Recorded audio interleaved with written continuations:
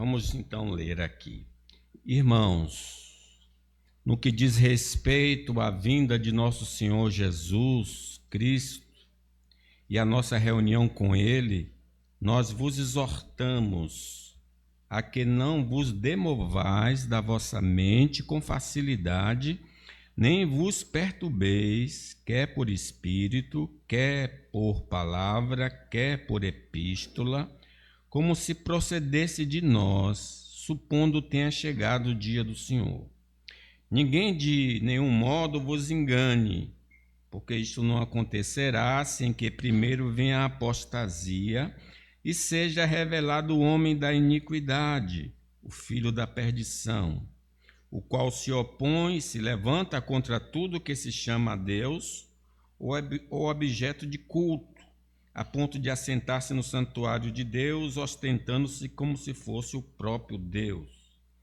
Não vos recordais de que ainda convosco eu costumava dizer-vos estas coisas? E agora sabeis que eu o detenho, para que ele seja revelado somente em ocasião própria.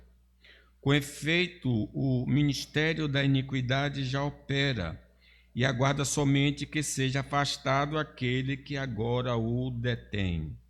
Então será de fato revelado o iníquo, a quem o Senhor Jesus matará com o sopro de sua boca e destruirá pela manifestação da sua vinda.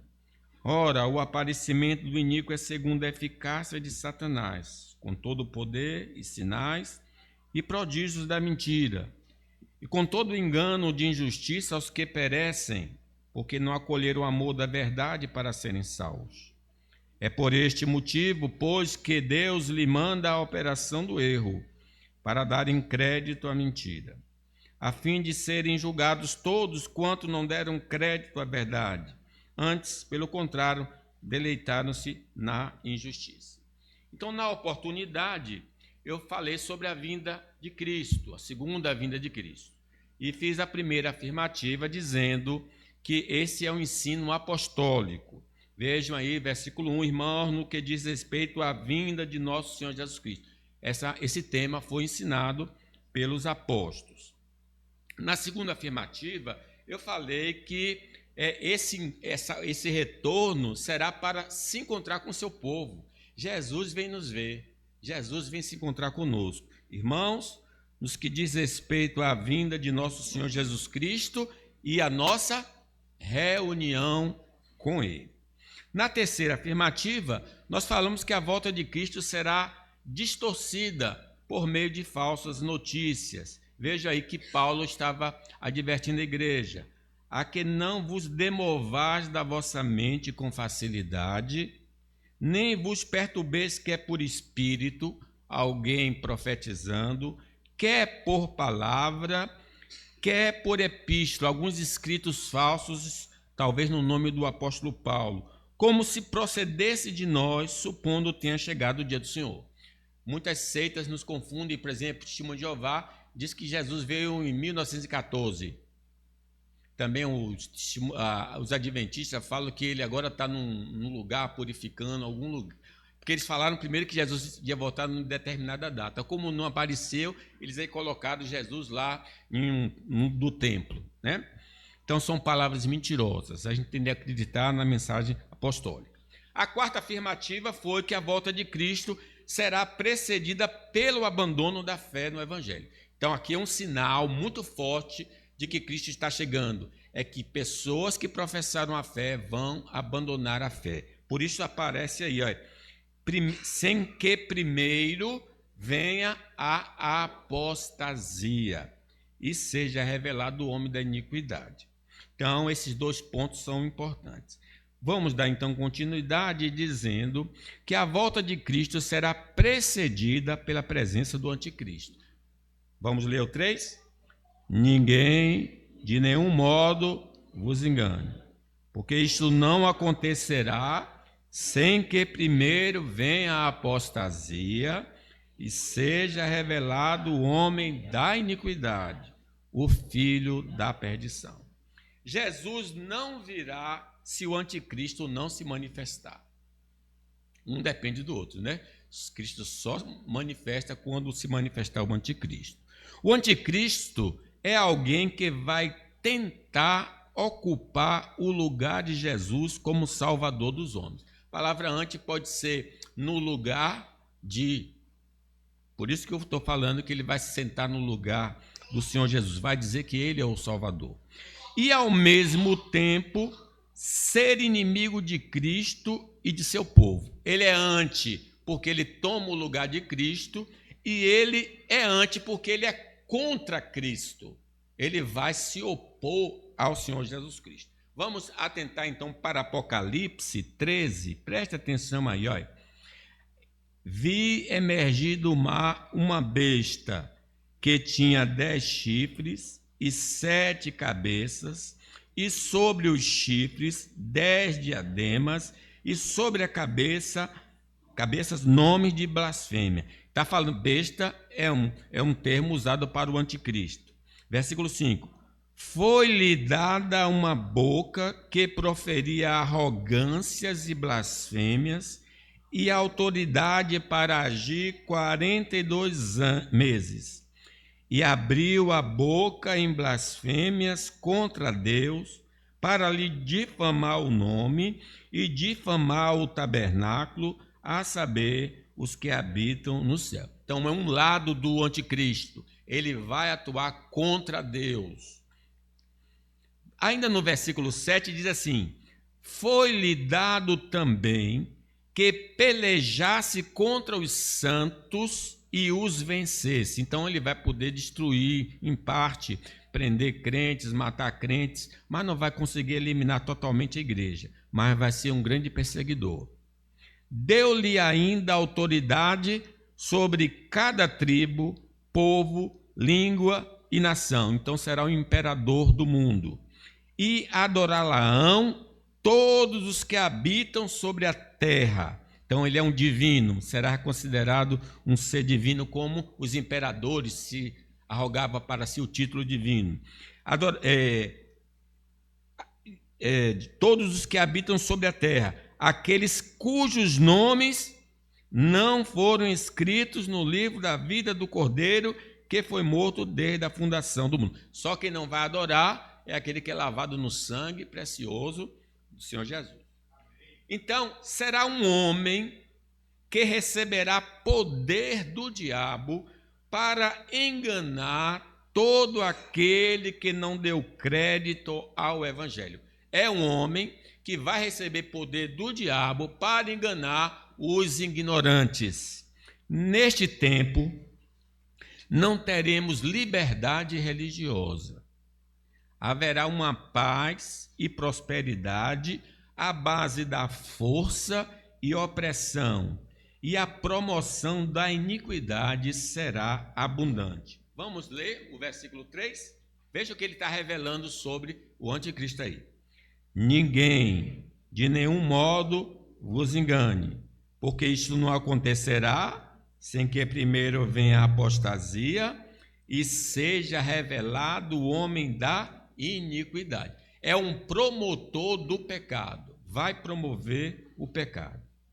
Ao longo do registro bíblico, muitos homens manifestaram o espírito do anticristo, como, por exemplo, o rei Jeroboão, que proibiu o povo de adorar a Deus. Lembra que o reino foi dividido? Quando ele percebeu que o povo ia adorar em Jerusalém, ele disse: vou perder o reino. Vejam então o que diz, primeiro livro dos reis, acompanha aí.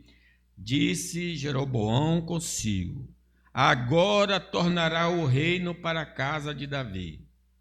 Se este povo subir para fazer sacrifícios na casa do Senhor, em Jerusalém, o coração dele se tornará seu senhor, a Roboão, rei de Judá, e me matarão, e tornarão a ele, ao rei de Judá.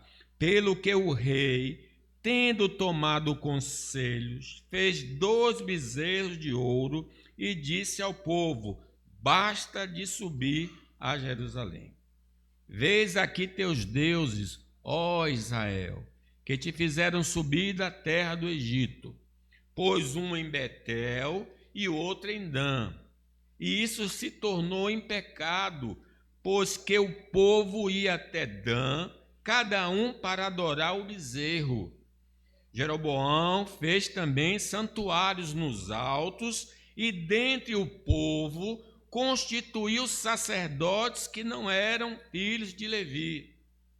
Fez uma festa no 8º mês, no dia 15º do mês, igual à festa que se fazia em Judá, e sacrificou no altar.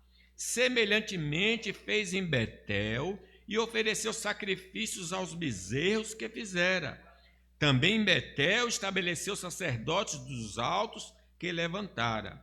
No 15º dia do 8º mês, escolhido a seu bel prazer, subiu ele ao altar que fizera em Betel e ordenou uma festa para os filhos de Israel. Subiu para queimar incenso. Então veja a artimanha dele. Ele tirou o coração do povo para Deus, para si ou para os seus ídolos. Os imperadores romanos, de um modo geral, foram um tipo de anticristos, pois se declaravam divinos. O próprio Papa da Igreja Católica Apostólica Romana também faz parte desse espírito que procura ocupar o lugar do Senhor Jesus. Porque quem é que está no lugar de Jesus hoje? Segundo a Igreja Romana, o Papa. Ele não é contra Cristo, né? Ele fala em nome de Jesus. Ele fala em nome de Jesus. Por isso que na nossa confissão de fé diz lá que a besta é o Papa, né? Porque de fato ele está ocupando o lugar do Senhor. O desejo de ser igual a Deus nasceu no coração do diabo e se estendeu ao coração dos dominadores deste século. Vejam, o profeta Isaías fala que não só o diabo desejou ser igual a Deus, mas ele implantou isso no coração dos homens. Isaías 14. Como caíste do céu, ó estrela da manhã, filho da alva, como foste lançado por terra, tu que debilitavas as nações. Tu dizias no teu coração: eu subirei ao céu, acima das estrelas de Deus exaltarei o meu trono, e no monte da congregação me assentarei. Nas extremidades do norte, subirei acima dos mais altas nuvens e serei semelhante ao Altíssimo. Está falando de um rei terreno, mas ao mesmo tempo está falando de Lúcifer que caiu, né? Neste período, o anticristo promoverá a desobediência ao Senhor em grande escala mundial. Vejam o que diz Mateus 24:12. Leiam comigo aí, é texto pequeno. E por se multiplicar a iniquidade, o amor se esfriará de quase todos. Aquele, porém, que perseverar até o fim, esse será salvo. Então, as obras da carne terão livre curso na sociedade e a vida santa será motivo de escárnio e perseguição, muito parecido com os dias do dilúvio, antes do dilúvio. O que é que diz? O que é que aconteceu antes do dilúvio cair? Como é que a sociedade estava vivendo? Gênesis 6. Viu o Senhor que a maldade do homem se havia multiplicado na terra e que era continuamente mal todo desígnio do seu coração. Então se arrependeu o Senhor de ter feito o homem na terra, e isso lhe pesou o coração. Disse o Senhor: farei desaparecer da face da terra o homem que criei, o homem e o animal, os répteis e as aves dos céus, porque me arrependo de os haver feito. Então, o que precede a volta de Cristo é um aumento significativo do pecado. O aumento do pecado entre os homens sempre precedeu o juízo de Deus. Foi assim na cidade de Sodoma e Gomorra. Quando a gente examina, quando Deus derrama juízo, geralmente está associado à multiplicação do pecado. Gênesis 18, vamos prestar atenção aí. Disse mais o Senhor: com efeito, o clamor de Sodoma e Gomorra tem se multiplicado e o seu pecado se tem agravado muito. Descerei e verei se de fato o que tem praticado corresponde a este clamor, que é vindo até mim, e se assim não é, sabê-lo-ei. Então, o Senhor, porque os anjos destruíram? Porque o pecado estava intenso. Assim também aconteceu ao reino do norte e o reino do sul, por causa das iniquidades. Por que o reino do norte foi destruído? Por causa do pecado. Por que o reino do sul foi destruído? Por causa do pecado. Diz segundo o livro dos Reis, o registro eu não vou ler todo o capítulo, mas preste atenção que aí nesse capítulo se revela as causas da destruição do reino do norte e reino do sul. No ano 9 de Oséias, rei da Síria, tomou a Samaria e transportou Israel para a Síria. E os fez habitar em Ala, junto a Arbó e ao rio Gozã, e na cidade dos Médios. Tal sucedeu porque os filhos de Israel pecaram contra o Senhor seu Deus, que os fizera subir da terra do Egito, de debaixo da mão de Faraó, rei do Egito, e temeram outros deuses, andaram nos estatutos das nações que o Senhor lançara diante dos filhos de Israel, e nos costumes estabelecidos pelos reis de Israel. O Senhor advertiu a Israel e a Judá, por intermédio de todos os profetas e de todos os videntes, dizendo: voltai-vos dos vossos maus caminhos, guardai os meus mandamentos e os meus estatutos, segundo toda a lei que prescrevi a vossos pais e que vos enviei por intermédio dos meus servos, os profetas.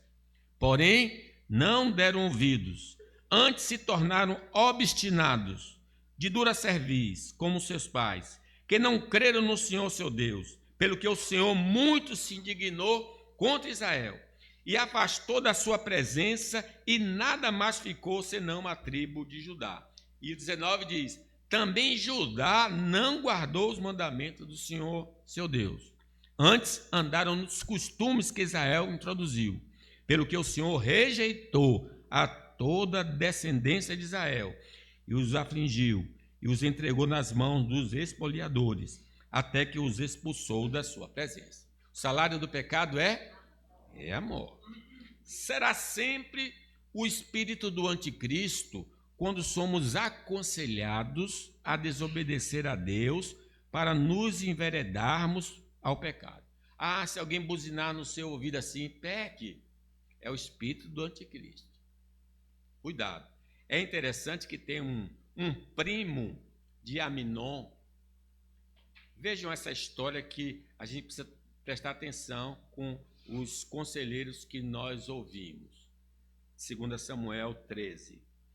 Angustiou-se Aminon por Tamar, sua irmã, é uma meia-irmã dele, a ponto de adoecer, pois sendo ela virgem, parecia-lhe impossível fazer-lhe coisa alguma. Naquele tempo já tinha lei que parentes não podiam casar, né? Tinha, porém, Aminon um amigo, cujo nome era Jonadab, filho de Simeia, irmão de Davi. Jonadab era um homem muito sagaz, e ele lhe disse: por que tanto emagreces de dia para dia, ó filho do rei? Ele seria o que iria substituir o Davi, que ele era o primogênito. Não me dirás? Então lhe disse Aminon: amo Tamar, irmã de Absalão, meu irmão. Disse-lhe Jonadab: deita-te na tua cama, finge-te doente. Quando teu pai vier visitar-te, diz-lhe: peço que minha irmã Tamar venha e me dê de comer pão, pois vendo-a eu preparar minha comida, comerei de sua mão. Aí foi a jogada bandida para abusar da menina. Mas ele recebeu um conselho. Era um conselho maligno. Cuidado, jovens, adolescentes. Cuidado com o conselho. Faça isso. Não faça, não. Faça o que Deus manda. Cuidado. A desobediência a Deus, obstinada, é evidência de que estamos debaixo da influência do espírito do anticristo. Uma pessoa que não se arrepende do pecado está sob a influência do espírito do anticristo. 1 João 3, 8. Vamos ler comigo? Aquele que pratica o pecado procede do diabo, porque o diabo vive pecando desde o princípio. Para isso se manifestou o Filho de Deus, para destruir as obras do diabo. Irmãos, o pecado não é de Deus. Se somos discípulos de Cristo, devemos andar em novidade de vida. Então agora eu queria enfatizar mais quem é esse anticristo, algumas informações específicas sobre ele. O anticristo se elevará sobre toda divindade real ou imaginária. Lê o versículo 4 aí. Aquele relógio está atrasado, é?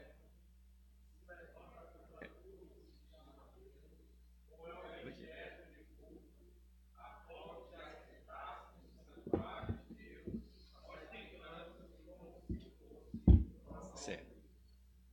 Então vejam que ele vai arrogar para si a divindade. O pecado que caracteriza o anticristo é se declarar divino. Foi esta proposta do diabo para Eva e ela cobiçou esta posição. Lembram? Vamos ver aí, Gênesis 3, 4. Então a serpente disse à mulher: é certo que não morrereis, porque Deus sabe que no dia em que dele comerdes, se vos abrirão os olhos, e como Deus sereis conhecedores do bem e do mal. Vendo a mulher que a árvore era boa para se comer, agradável aos olhos e árvore desejável para dar entendimento, tomou-lhe do fruto e comeu, e deu também ao marido, e ele comeu. O rei de Tiro, devido ao seu poder e domínio, assentou-se no coração que era como Deus. O profeta Ezequiel registrou: veio a minha palavra do Senhor dizendo: filho do homem, diz ao príncipe de Tiro, assim diz o Senhor Deus, visto que se eleva o teu coração e dizes: eu sou Deus, sobre a cadeira de Deus me assento no coração dos mares, e não passas de homem, e não és Deus, ainda que estimas o teu coração como se for o coração de Deus. Sim, és mais sábio que Daniel. Não há segredo algum que se possa esconder de ti. Pela tua sabedoria e pelo teu entendimento, alcançaste o teu poder e adquiriste ouro e prata nos teus tesouros. Pela extensão da tua sabedoria no teu comércio, aumentaste as tuas riquezas e por causa delas se eleva o teu coração. Soberba é terrível, cuidado com esse pecado. O propósito do anticristo é ser adorado pela raça humana caída como Deus e Salvador. O ataque difamatório ao que é religioso é um precursor para a implantação de uma única religião que tem como alvo a adoração do anticristo. Irmãos, a religião está sendo zombada no mundo inteiro para cair em descrédito, para que se levante uma outra religião. Apocalipse fala claramente que o anticristo vai se opor a toda divindade. Vejam aí, Apocalipse 13. Vi ainda outra besta emergir da terra. Essa é a segunda besta, que é a besta, o falso profeta. Possuía 2 chifres, parecendo cordeiro, mas falava como dragão. Exerce toda a autoridade da primeira besta, o anticristo, na sua presença. Faz com que a terra e os seus habitantes adorem a primeira besta, o anticristo, cuja ferida mortal foi curada. Também opera grandes sinais, de maneira que até fogo do céu faz descer a terra diante dos homens. Seduz os que habitam sobre a terra por causa dos sinais que lhe foi dado executar diante da besta, dizendo aos que habitam sobre a terra que façam uma imagem à besta, o anticristo, aquela que ferida a espada sobreviveu. Leiam 15 comigo. Ele foi dado comunicar fôlego à imagem da besta, para que não só a imagem falasse, como ainda fizesse morrer quantos não adorassem a imagem da besta. Nabucodonosor, lembra da imagem que ele fez? Todo mundo deveria adorar. Irmãos, a consagração popular de ídolos humanos nos vários campos da vida são preparativos para a adoração de um homem como Deus. A gente já vê o comportamento da humanidade. Tem gente que morre e mata por um ídolo, né? Um jogador de futebol, um cantor. Isso já é um coração preparado para receber esse anticristo. O terreno já está preparado para a manifestação do anticristo. Mas não devemos esquecer que todo homem é mortal e voltará ao pó. O anticristo não é Deus, mas apenas um homem com poder e que será destruído no tempo oportuno. Isso ainda não aconteceu porque o Senhor está impedindo-o de se manifestar para que ele apareça em tempo oportuno. Vejam, vamos ler o versículo aí, porque olha o que fala sobre o anticristo. Vamos lá? Não vos recordais de que ainda convosco eu costumava dizer-vos estas coisas? E agora sabeis o que o detém, para que ele seja revelado somente em ocasião própria. Com efeito, o ministério da iniquidade já opera, e aguarda somente que seja afastado aquele que agora o detém. Se discute muito quem é que está detendo esse anticristo. Eu vou logo na fonte primária, Deus. Se ele vai usar qualquer instrumento, não interessa. O pessoal de Tessalônica sabia quem era, que Paulo diz assim, eu costumava dizer essas coisas, versículo 6, e agora sabeis que o detém. Então, eles sabiam, nós não sabemos. Mas a gente pode afirmar que Deus é soberano e Deus é que está detendo o anticristo, né? Deus escreve a história dos homens e nações. Ele é quem determina o que vai acontecer e quando isso se realizará. Podemos ilustrar essa verdade por meio da vida de Jó. A gente vê claramente isso na vida de Jó, como é que Deus, de fato, governa o mundo. Vamos ver aí, Jó? Aí perguntou o Senhor a Satanás, observaste meu servo Jó, porque ninguém há na terra semelhante a ele, homem íntegro e reto, temente a Deus, que se desvia do mal. Então respondeu Satanás ao Senhor, porventura Jó debalde teme a Deus? Acaso não cercar-te concebe a ele, a sua casa e a tudo quanto tem? A obra de suas mãos abençoar-te e os seus bens se multiplicam na terra. Estende, porém, a mão e toca-lhe em tudo quanto tem e verás se não blasfêmia contra ti na tua face. Por que Satanás não agiu contra Jó? Não pode, porque Deus é que manda em tudo e todos. Vamos ler o 12, leia comigo. Disse o Senhor a Satanás, eis que tudo quanto ele tem está em teu poder, somente contra ele não estendas a mão. E Satanás saiu da presença do Senhor. Deus manda. Deus diz, vá lá e visite fulano de tal com isso, com aquilo. E ele não cometeu erro nenhum. Ele não tinha pecado nenhum.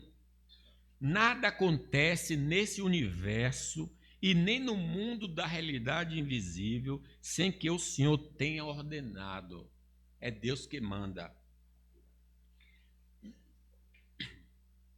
Nada acontece, então, nesse universo.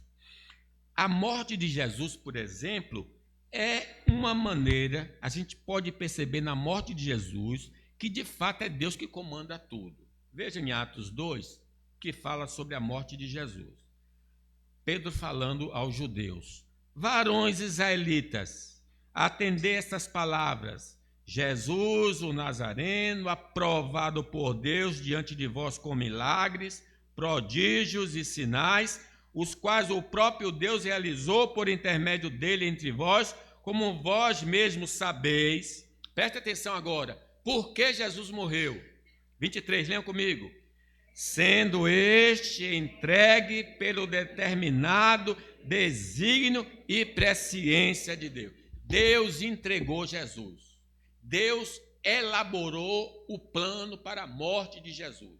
Não aconteceu isso de maneira por acaso, foi uma determinação do Senhor. Mas vejam, não anula a responsabilidade humana. Essa confusão na nossa mente. Veja o 24. Versículo 23, leiam comigo. Sendo este entregue pelo determinado desígnio e presciência de Deus, vós o matastes, crucificando por mãos iníquos, o qual, porém, Deus ressuscitou, rompendo os grilhões da morte. Do começo ao fim, Deus está trabalhando. A gente não entende o que está acontecendo com nossa irmã Dilma, não entende o que está acontecendo com o Heitor, mas Deus está trabalhando. Nosso Deus é soberano e tudo faz como lhe apraz. Nada foge ao seu domínio e vontade. Em tudo precisamos reconhecer a mão do Todo-Poderoso. Podemos não compreender, mas Ele está governando o mundo. Quando Deus revelou o sonho do rei Nabucodonosor a Daniel, Daniel louvou, porque ele não só soube o sonho, como a sua interpretação. Aí Daniel diz ali, Daniel 20, leu comigo? Disse Daniel, seja bendito o nome de Deus, de eternidade a eternidade, porque dele é a sabedoria e o poder. É ele quem muda o tempo e as estações, remove reis, estabelece reis. Ele dá sabedoria aos sábios, entendimento aos inteligentes. Ele revela o profundo e o escondido. Conhece o que está em trevas e com ele mora a luz. Nosso Deus é totalmente soberano. Deus escreve a história. Deus controla a história. Deus dará desfecho à história. Ainda sobre o anticristo, ainda estou no tempo aqui normal. O anticristo implantará uma rebelião plena contra Deus. Vamos ler o 7. Com efeito, o ministério da iniquidade já opera e aguarda somente que seja afastado aquele que agora o detém. Quando o Senhor Deus autorizar, o anticristo se revelará.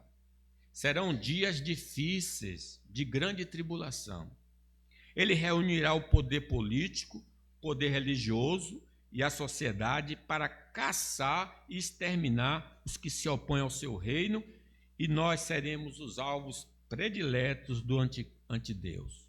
Atos 4, 27 fala que as nações se reuniram para perseguir o ungido do Senhor.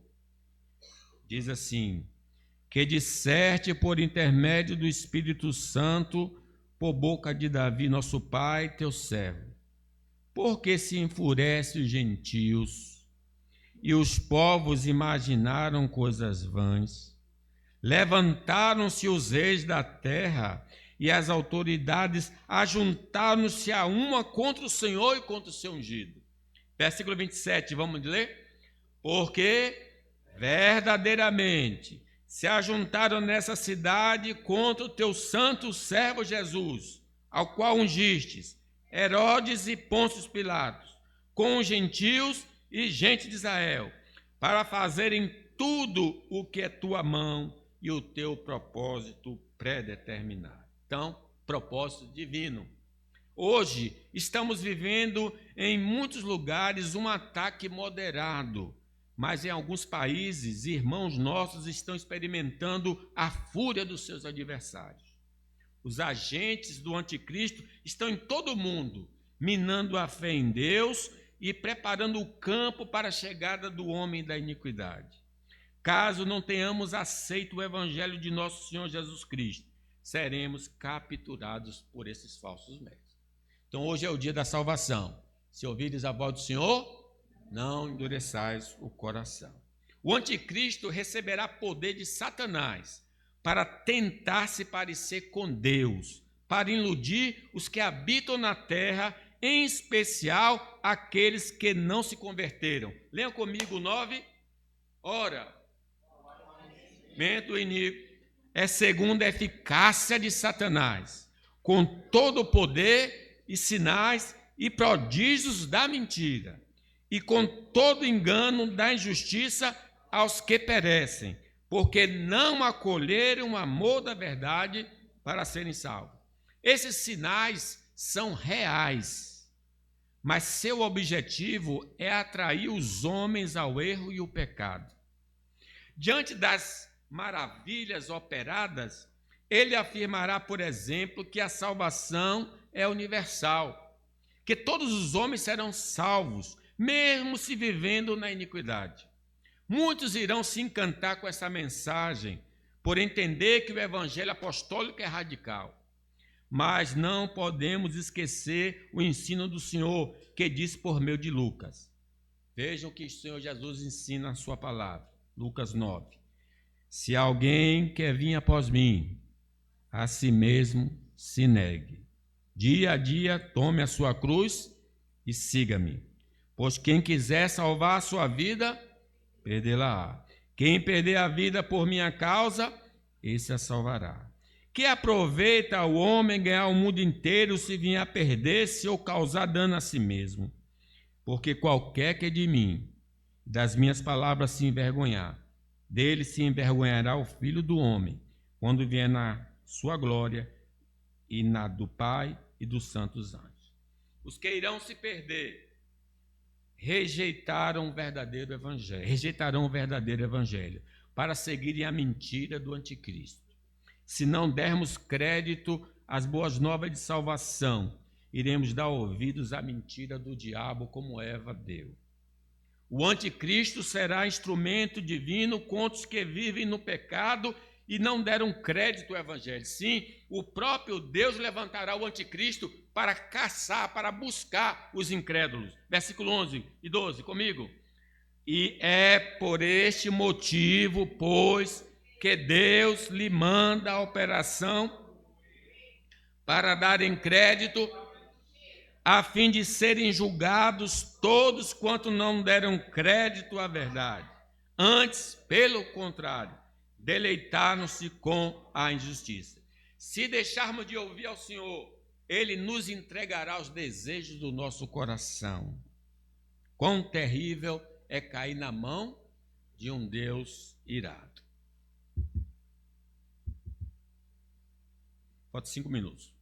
O anticristo será destruído na segunda vinda de Cristo. Leiam comigo?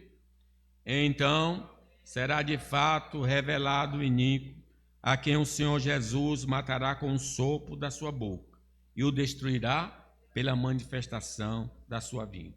Nenhuma arma humana poderá derrubar o anticristo.